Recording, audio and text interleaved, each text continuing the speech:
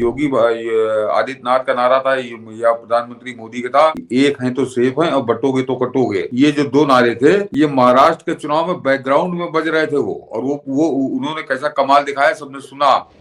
तो ये खैराती अभी हल्ला मचाते रहेंगे इसी तरह से। लेकिन आज जो एक दो खबरें आई हैं वो बड़ी महत्वपूर्ण है। पहले जरा हम लोग योगी बाबा बात कर लें, उसके बाद उस पर भी मैं बताऊंगा कि 3 साल पहले इसने कहा था कि हम एक हजार रुपए महीना पंजाब की महिलाओं को देंगे। आज हम 2025 में 2022 में चुनाव हुआ था, पंजाब का यूपी के साथ हुआ था और इसने एक पैसा एक भी महिला को नहीं दिया। कि बिल्कुल सही चोट मारा है। मनीष जी, अगर याद हो तो हम लोग अपने दर्शकों से बहुत पहले से कहते आ रहे हैं कि यमुना का मुद्दा चुनाव का मेन मुद्दा होना चाहिए। सर नमस्कार। नमस्कार मनीष जी, दर्शकों को भी नमस्कार। सर, उत्तर प्रदेश के मुख्यमंत्री बाबा योगी आदित्यनाथ की दिल्ली में एंट्री हो गई और जो ही योगी ने उद्घोष किया, ऐसा लगा कि बीजेपी ने अपना ब्रह्मास्त्र इस्तेमाल कर लिया, निकाल लिया है। अभी इस्तेमाल नहीं किया, निकाल लिया है अभी। और योगी घसीट करके केजरी को ऐसा लगा कि यमुना के उस झाग में गर्दन दबोच करके डुबोने के चक्कर में है।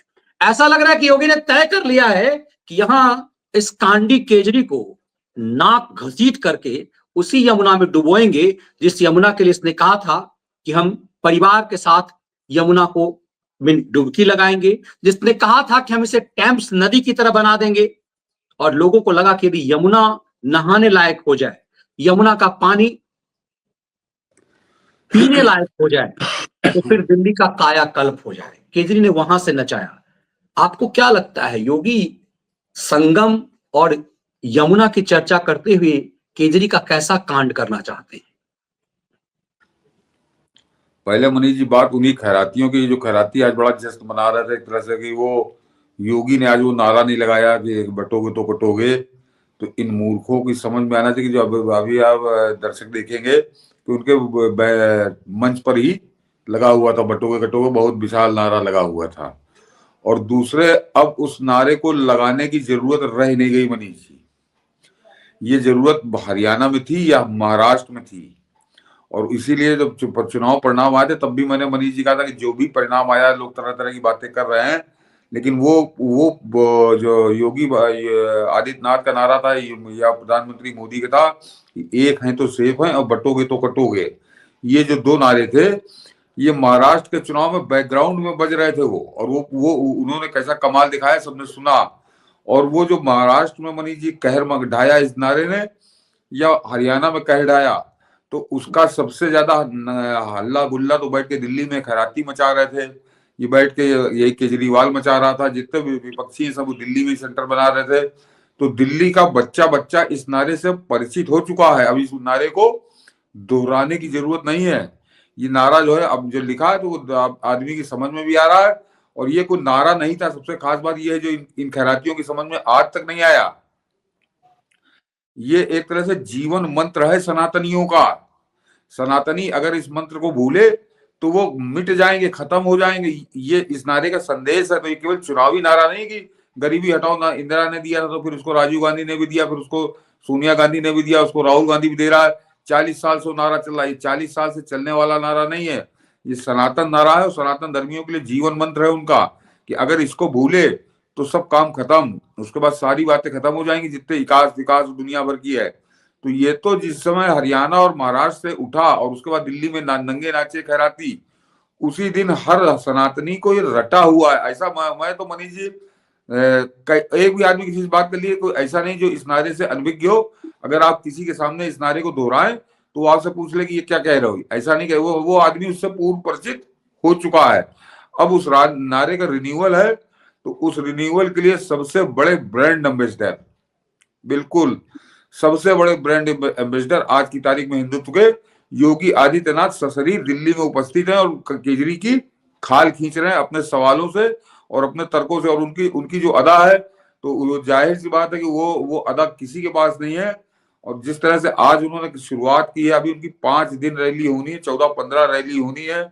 आज ये 2-3 रैली हुई है और उसमें जो तेवर अभी नजर आए हैं योगी आदित्यनाथ के, मैं सच कहूं मनीष जी, अभी थोड़ी मजा कम आई है। अभी जरा जो है, जैसे होता है ना कि आज उन्होंने गर्मी बढ़ाई है दिल्ली के चुनाव की, और आने वाले समय में इसका नजारा देखने को मिलेगा। और केजरीवाल के आज से होश उड़े हुए हैं, क्योंकि उसको एक नहीं कई चोटें पहुंची हैं आज।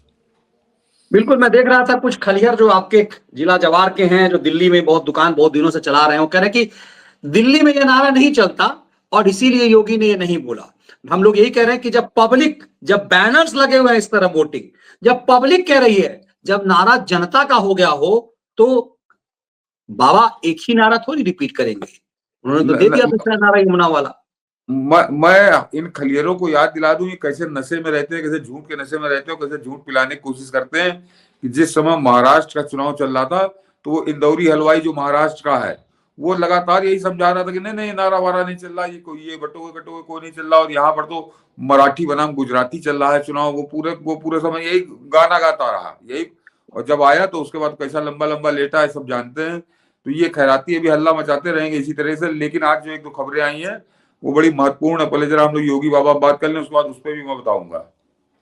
बिल्कुल यही बात थोड़ा रिपीट करके जो सतीश जी ने जो कहा, यदि समझ में नहीं आएगा तो बहुत लोग महाराष्ट्र में कह रहे थे हिंदुत्व का नारा वहां नहीं चलेगा, वहां चलेगा महाराष्ट्र बनाम गुजरात, क्योंकि ये दोनों गुजराती हैं। इसीलिए खैरातियों को उसके आका ने एजेंडा दिया कि दिल्ली में भी ये बटोगे तो कटोगे नहीं चलेगा। इसलिए उनका अनुराग ठाकुर का पिछली बार का भी नारा नहीं चला। लेकिन ये नारा जब जनता की आवाज बन चुका हो तो जरूरत नहीं कि बार बार नेता उसी आवाज को लगाए। तो क्यों योगी आदित्यनाथ ने जो एंट्री मारी है उसमें दिल्ली में कुछ और एजेंडा चलाया है? क्या कुछ है, जरा हम समझने की कोशिश करते हैं।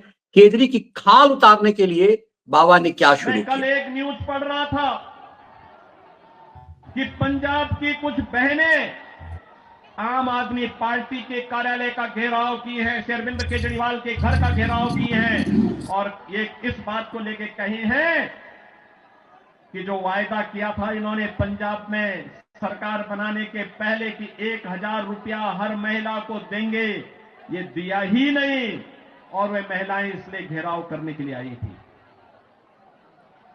इन्होंने यहां पे दिल्ली में भी घोषणा की कि मुल्ला और मौलवी को यहां पर पहले से ही ये लोग वेतन देते थे। आज दिल्ली की आर्थिक स्थिति इतनी बदहाल कर चुके हैं कि उनको भी कई महीनों का नहीं मिला, और जब वहां से हो हल्ला शुरू हुआ तो इन्होंने उसको डाइल्यूट करने के लिए कहा कि हम पुजारियों को भी देंगे। बहनों और भाइयों, मैं पूछना चाहता हूं अरविंद केजरीवाल जी से और उनकी पूरी टीम से, क्या किसी मंदिर के सुंदरीकरण की कार्य योजना को उन्होंने कभी आगे बढ़ाया? कभी बढ़ाया? मॉडल देखना हो तो आइए काशी में काशी विश्वनाथ धाम को देखिए।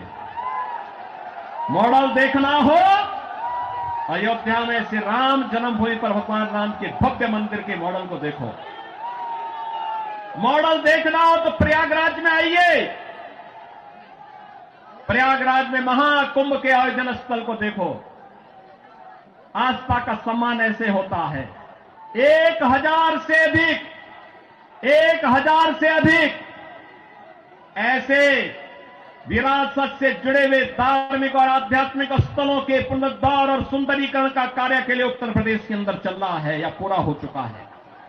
बहनों और भाइयों, यहां पर आम आदमी पार्टी आपकी भावनाओं के साथ खिलवाड़ कर रही है, लेकिन वे भत्ता देने की बात और मानदेय देने की बात करते समय भूल गए कि उन्होंने बौद्ध मठों से जुड़े हुए भंतों को छोड़ दिया है।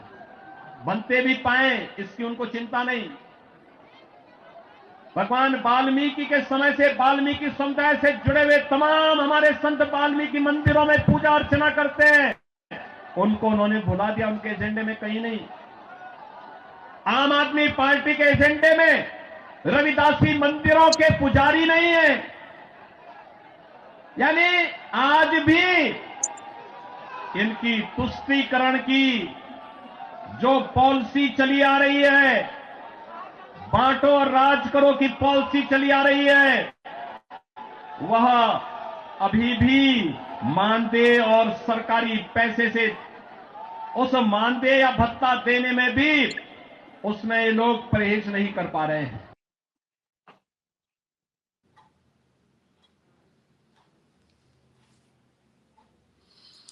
मनीष जी, योगी आदित्यनाथ की दिल्ली में उपस्थिति क्यों महत्वपूर्ण है, दर्शक इसको समझें कि 2020 का जब चुनाव हुआ था, योगी आदित्यनाथ को आए हुए मुश्किल से 2 साल हुए थे, 2 वर्ष हुए थे। तो वो जो आज की तारीख में योगी आदित्यनाथ ने पिछले 5 साल में कैसा सफर तय किया है अपनी लोकप्रियता का, ये बताने की जरूरत नहीं है। तो आज योगी आदित्यनाथ का बोलना इसलिए मायने रखता है कि जैसे उन्होंने पंजाब की महिलाओं वाली बात की, ये इसका इतना बड़ा फ्रॉड है। और सबसे खास बात मनीष जी, कि मैं जो हमेशा कहता रहा हूँ, चुनाव के समय इसको ज्यादा दोहराना नहीं चाहता, लेकिन याद दिलाना पड़ता है कि 3 साल पहले इसने कहा था कि हम 1,000 रुपए महीना पंजाब की महिलाओं को देंगे। आज हम 2025 में, 2022 में चुनाव हुआ था, पंजाब का यूपी के साथ हुआ था, और इसने एक पैसा एक भी महिला को नहीं दिया। तो ये भाजपा जो है 3 साल की इस बात को बैठी इंतजार कर रही थी। ये 1 साल बात कर देती, 2 साल बात कर देती, तो वो चुनाव के समय जो है, तो चुनाव के समय रस्म अदायगी होनी थी। मगर वो जिस तरह से, अब मैं बार बार कहता हूँ, जो केंद्रीय नेतृत्व है वो आया है पूरी तैयारी के साथ, और सब कुछ उसने हाथ में ले लिया है। और योगी आदित्यनाथ, तो जिस समय योगी आदित्यनाथ दहाड़ेंगे मंच से और प्रधानमंत्री इनको याद दिलाएंगे कि ये जो तुम इस तरह की बातें की हैं, तो 1,000 रुपए महीने के भत्ते की प्रतीक्षा पंजाब की महिलाएं 3 साल से कर रही हैं। और दिल्ली के अंदर, मनीष जी, दिल्ली के अंदर इसने 2021 में कहा था, जब एमसीडी के चुनाव हुए थे, कि हम तुमको 21 रुपए देंगे। तो 21 से 25, 4 साल से दिल्ली की महिलाएं प्रतीक्षा कर रही हैं। उसके बाद इसने फिर फ्रॉड किया, लोकसभा चुनाव पहले किया। लेकिन मैं जो बात कहता था कि दिल्ली की भाजपा मुंह में दही जमाए बैठी रही, कभी उसने याद ही नहीं दिलाया। मैं कहता था कि जमीन पर उतर कर इसका घर घेर लो, तो ये मुद्दे थे, लेकिन इसमें कभी दिल्ली की भाजपा मुझको नजर नहीं आई। अब आगे परिणाम क्या होगा ये बताएगा, लेकिन उसकी जो खाना पूर्ति है, उसकी जो भरपाई है, वो योगी आदित्यनाथ, प्रधानमंत्री मोदी अभी करेंगे। उनकी भी 4-5 रैली होनी है दिल्ली के अंदर, अभी अमित शाह नहीं उतरे हैं। तो ये लोग जब इन बातों को याद दिलाएंगे तो जनता का रुख और ज्यादा बदलेगा। हम योगी के दूसरे मिजाज को भी जरा देखते हैं, क्योंकि जिन खलियारों ने कहा कि योगी जो है वो महाराष्ट्र वाले और हरियाणा वाले स्टाइल में नहीं है, और क्यों इनको लगता है, कि जरा सुनते हैं योगी ने कहां कहां लात मारा है। कि पंजाब की कुछ बहनें नहीं तो वही हो आदमी गया, पार्टी के कार्यालय का घेराव की है। अगर एक मुख्यमंत्री के रूप में मैं और मेरे मंत्रीगण प्रयागराज के संगम में स्नान कर सकते हैं, तो मैं पूछना चाहता हूं दिल्ली में आम आदमी पार्टी के अध्यक्ष से अरविंद केजरीवाल जी से मैं पूछना चाहता हूं, क्या यमुना जी में वह भी अपने मंत्रियों के साथ जाकर के स्नान कर सकते हैं क्या?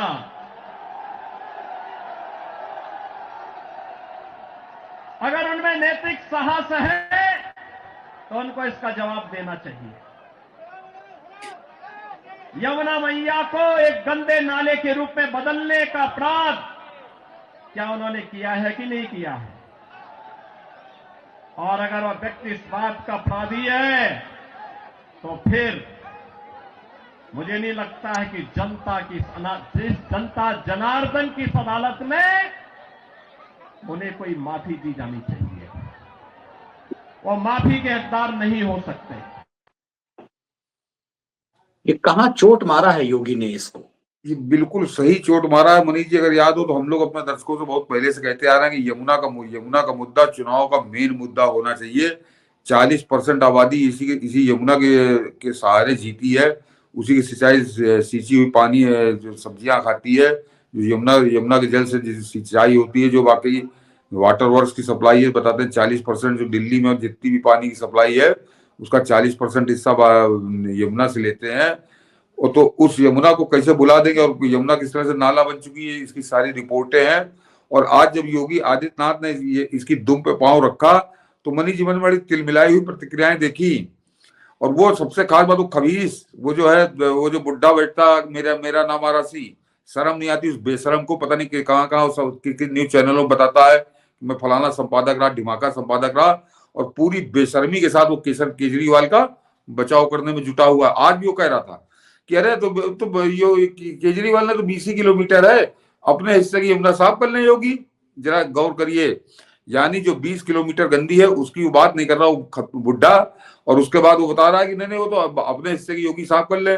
तो उस बुड्ढे को बताना चाहता हूँ, और वो जो मैं क्या बताऊं, जो मेरे उसके लिए उसका मैंने नामकरण कर रखा है, वो जो एंकर है, कि वो पता नहीं कौन सी भांग खा के बैठा रहता है, कि उसने उस बुड्ढे को बताया नहीं। योगी आदित्यनाथ ने बिल्कुल दुम पे पैर रखा है, इसीलिए सब तिल मिलाए हुए हैं कि ये तो सारी रिपोर्टें हैं, और दुनिया भर की रिपोर्टें को, चाहे एनजीओ की कह लीजिए, चाहे किसी संस्थान की कह लीजिए, या सरकारी एजेंसी की कह लीजिए, वो रिपोर्टें ये बताती हैं कि 1350 किलोमीटर लंबी यमुना, और उस 1350 किलोमीटर लंबी यमुना में जितना भी पोल्यूशन है, उसका 80% पोल्यूशन केवल उस 20% में है।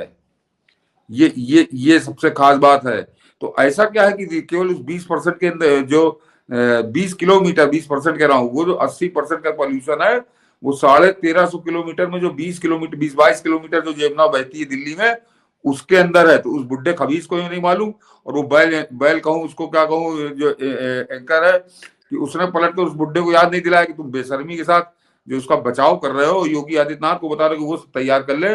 तो योगी आदित्यनाथ ने तो कमाल किया है उत्तर प्रदेश में। और मनीष जी, ये भी बता दूं, क्योंकि बात चली नदी की, कि गंगा की जो सफाई की बात है, तो पूरी जो 2500 किलोमीटर की गंगा है, गंगा की लंबाई, उसमें से जो सबसे गंदा पानी था, जिसको लोग हाथ डालना पसंद नहीं करते थे, मेरा तो कायदे से गृह जनपद है, पूरा परिवार, मेरे पिताजी सबको वहीं रहे, कि वो कानपुर का था। कानपुर के शुरू से आइए तो वो भी करीब 20 किलोमीटर का एरिया था, जिसके अंदर वहां पर आप हाथ नहीं डाल सकते थे। और मैंने कहा ना, 2500 किलोमीटर में अगर सबसे गंदी यमुना कहीं मानी जाती थी, तो वो कानपुर की मानी जाती थी।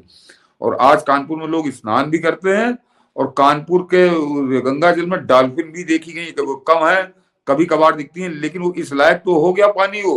तो ये योगी आदित्यनाथ का ही कमाल है, क्योंकि 2014 या 15 में जब प्रधानमंत्री मोदी ने नमामि गंगे कार्यक्रम शुरू किया था, तो मैं क्योंकि यूपी में रहता हूं, मैं लगातार कि 2017 तक उसमें किसी ने कोई सुई बराबर काम नहीं किया था, क्योंकि यहाँ अखिलेश यादव की सरकार थी। तो पूरा प्रयास था कि इस कार्यक्रम को फेल कर दिया जाए। तो 2017 में योगी आए, और 7 साल के अंदर ये स्थिति पूरे उत्तर प्रदेश की है। और खासकर गंगा किस हालत में है, ये अभी जो कुंभ स्नान कर रहे हैं, करोड़ों लोग कर रहे हैं।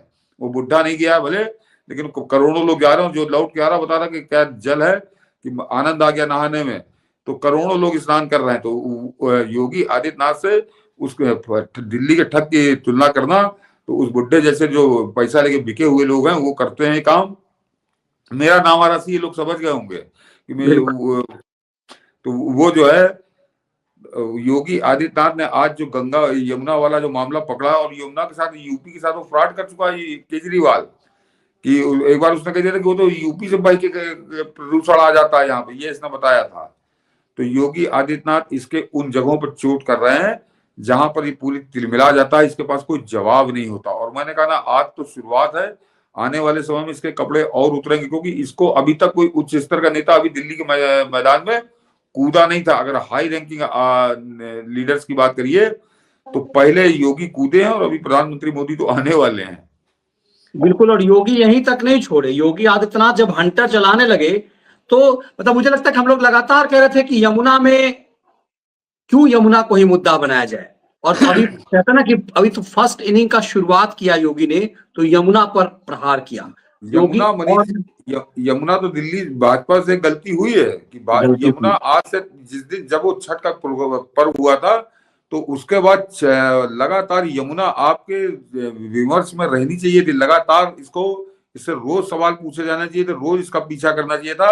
अब तक तो पागल हो गया होता, चाहे वो पोस्टरबाजी करके, चाहे बैनरबाजी करके। लेकिन वो, मैंने कहा दिल्ली भाजपा के बारे में अभी कुछ बोलूंगा नहीं, चुनाव समय है, छोड़ दीजिए। लेकिन वो जो कर्म थे, वो सारे कर्म है। लेकिन बड़े बड़े लीडर उतरेंगे, और जब इसको चोट करेंगे तब इसकी समझ में आएगा। और मनीष जी, सुनील खाटी, पानी नहीं है, जल सुविधाएं नहीं है, लेकिन इन्होंने बांग्लादेशी घुसपैठियों की मदद से यहां पर इनके पार्षद और इनके पदाधिकारियों ने मिलकर के 2020 में किस निर्ममता के साथ दंगा करवाने का काम किया था, कैसे शाहीन बाग में इन्होंने अराजकता और गुंडागर्दी करने का काम किया था। बहनों और भाइयों, मैं तो केवल आपसे एक बात कहना चाहूंगा, आज भारतीय जनता पार्टी की डबल इंजन की सरकारें जिन राज्यों में हैं, उन राज्यों में आप देखिए, वहां आपको स्वच्छ वातावरण मिलेगा, एक सुरक्षित वातावरण मिलेगा, निवेश के बेहतरीन डेस्टिनेशन के रूप में उन राज्यों में एक स्वस्थ प्रतिस्पर्धा आगे बढ़ी है। और आस्था का सम्मान इस कदर, विरासत का सम्मान कैसे होना चाहिए, अगर उसके कुछ उदाहरण देखने हो तो काशी में आइए, काशी विश्वनाथ धाम आपको देखने को मिलेगा। आप अयोध्या में आएंगे, 500 वर्षों का इंतजार समाप्त हुआ, एक नई अयोध्या के दर्शन होंगे। और व्यक्ति अभिभूत होता है जब अयोध्या जाता है, उसको लगता है जैसे त्रेता युग में भगवान प्रभु राम के उस समय के अयोध्या का दर्शन कर रहे हैं। आज नोएडा, ग्रेटर नोएडा और उत्तर प्रदेश में निवेश आ रहा है, दिल्ली में निवेश 0। यहां के उद्योग, यहां पर कोई उद्योग लगे, रोजगार का सृजन हो, यहां पे आम आदमी पार्टी ने कभी इसके लिए प्रयास नहीं किया। जो उद्योग चल रहे थे बंदी के कगार पर पहुंचे, उनको रोकने के लिए कोई प्रयास नहीं किया। इनका तो एक ही उद्योग है, इन्होंने ओखला में और दिल्ली के अंदर और महत्वपूर्ण स्थलों पर इन्होंने बांग्लादेशी घुसपैठियों को बसाने का काम किया। आपने देखा होगा अभी 2 वर्ष पहले जामिया मिलिया और उसके आसपास के क्षेत्रों में उत्तर प्रदेश सरकार की सिंचाई विभाग की जमीन पर भी इन्होंने, इनके विधायकों ने, इनके पदाधिकारियों ने, इनके पार्षदों ने बांग्लादेशी घुसपैठियों को बसाने का काम किया था। मैंने 2-3 बार बातचीत करने का प्रयास किया कि भाई उत्तर प्रदेश सरकार की जमीन पर मत बसाओ, लेकिन जब इन्होंने जबरदस्ती किया तो मुझे उत्तर प्रदेश से बुलडोजर भेजना पड़ा था उनको हटाने। और बहनों और भाइयों, मैंने उनको वहां पूरी निर्ममता के साथ अपनी सरकारी जमीन खाली करवाई और फिर उसे बैरिकेड करके उत्तर प्रदेश की पीएससी को वहां तैनाती दे दी है कि अब आप यहां रहिए। दिल्ली की जनता के लिए कोई इंस्टीट्यूशन बनेगा, कोई सुविधा बनेगी, हम वहां उनको वहां पर उनके लिए जमीन उपलब्ध करवाएंगे, लेकिन विदेशी घुसपैठियों के लिए 1 इंच जमीन हम लोग दिल्ली के अंदर नहीं देंगे। मतलब जो खदियर लतिहर कह रहे हैं कि योगी उस तेवर में दिल्ली में नहीं दिखाई दे रहे हैं, ऐसा लग रहा है कि उनका जो भेजा जो है वो सही ढंग से काम नहीं कर रहा। नहीं, वो तो मनीष जी, मैंने कहा वो इंदौरी हलवाई वाली स्थिति पहुंचे हुए हैं, उनको कोई फर्क मालूम नहीं है, उनको केवल नकारना है। और भी एक आज इन खैरातियों का जो सदन है उस पर अभी आज हम लोग उसका दिखाएंगे आपको कैसा पागल हो गया है। तो वो पागल हो गए, वो जानबूझकर कुछ ना कुछ उनको कुछ देखना है, कौवा जैसे गंदगी जाके बैठता है वो उसी तरह से बैठ रहे हैं। और योगी आदित्यनाथ का मनीष जी जो हम लोगों ने अभी दिखाया वीडियो, बहुत छोटी छोटी क्लिप है, दर्शकों से मैं कहूंगा कि जरा जो बात महाराष्ट्र के समय में भी मैं कह रहा था कि कह रहे थे नहीं चल रहा नारा कि योगी आदित्यनाथ जो कुछ बोल रहे हैं उस पर पलट कर पब्लिक का रिस्पांस आपको सुनाई दे रहा है। और जो बहुत कम होता है, आते हैं नेता, भाषण ऐसा देते हैं, भजन गाते हैं, पब्लिक बैठी रहती है, कोई सो रहा है, कोई जाग रहा है, ये वाली स्थिति रहती है। लेकिन वहां पर पूरी तरह से चैतन्य, एक तरह से पूरी जोश खरोश से भरी हुई जनता है। तो ये चुनाव का मूड बताती है कि चुनाव किस तरफ जा रहा है। और इसकी आज ही आई, क्योंकि मैं आज देख रहा था कि आज उस पर बड़ी चर्चा कर रहे हैं लोग कि पहला एग्जिट पोल कह लीजिए, एग्जिट पोल तो नहीं, ओपिनियन पोल कह लीजिए या सर्वे कह लीजिए, आज वो मेटराइज कंपनी का आया है मनीष जी। और वो जो बैठा हुआ था तो मैं उसको मान रहा था कि वो जो है केजरीवाल का जो माल वाला मामला है वो कहीं उस पर सेट है। लेकिन क्योंकि वो अपने आंकड़ों में ही गड़बड़ा रहा था कि वो नकार तो सकता नहीं है। तो अब आज का जो उसने आंकड़ा बताया, यानी उसने कहा 15 जनवरी का, या मेरा 15 जनवरी का सर्वे है जो अब उसने कंपाइल करके रिपोर्ट तैयार की है। तो उसने कहा भाजपा जो है 25 से 27 सीटें दिल्ली में जीत रही है। तो 25 से 27, तो जो 8 थी वो 25 से 27 तो बता ही रहा 15 जनवरी को। और उसने कहा कि 10 या 12 सीटें कांग्रेस भी जीत सकती है। कांग्रेस को भी उसने 10-12 सीटें बताई, 10 मान लीजिए। तो अगर 25 भाजपा की मान लीजिए और 10 मान लीजिए कांग्रेस की, तो कितनी हो गई? 35 सीटें हो गई। दिल्ली में कुल 70 सीटें हैं, तो बची 35 सीटें। और उसमें भी बता रहा है कि 2-3 शायद निर्दलीय प्रदलीय कुछ गिनाया उसने, मतलब आम आदमी पार्टी 30-32 सीटों पर है। और बहुत साफ नजर आ रहा था कि उसका झुकाव केजरीवाल की तरफ है।